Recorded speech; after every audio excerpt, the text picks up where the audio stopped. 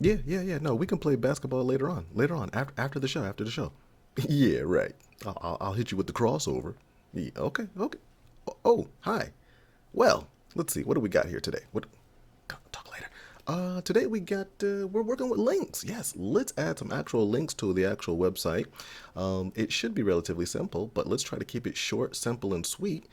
Adding links to your website in HTML. Let's go.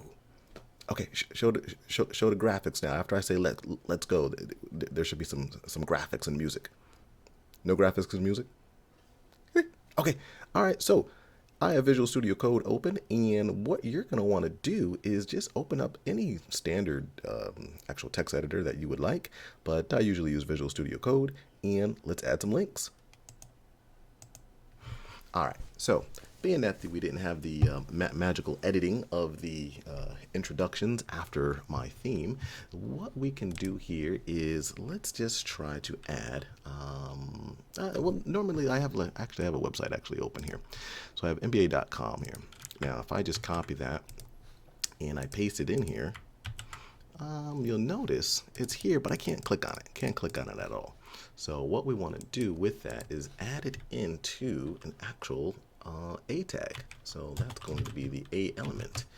And how are we going to do that? We can do href, and then we can add the actual address, put it into quotes, and then we're going to say how exactly do we want it to be referenced here.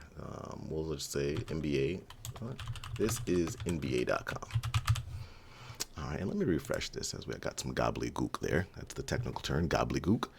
And if I click on that, now what we have here is what we call looks like an absolute. Yeah, it looks like, so that's an absolute URL. And when I click on it, I will absolutely go to the NBA.com. So let me just close that, click on this, and now I'm leaving the actual page and going to NBA.com. Okay, and so that's with an absolute URL.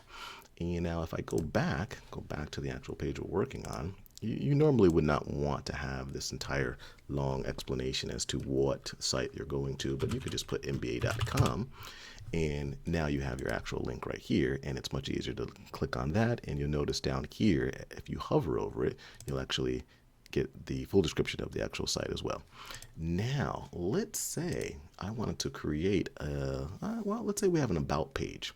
So if I make another page in here, and we'll call it the about page, we'll say about.html, and I'll just do some standard HTML in here.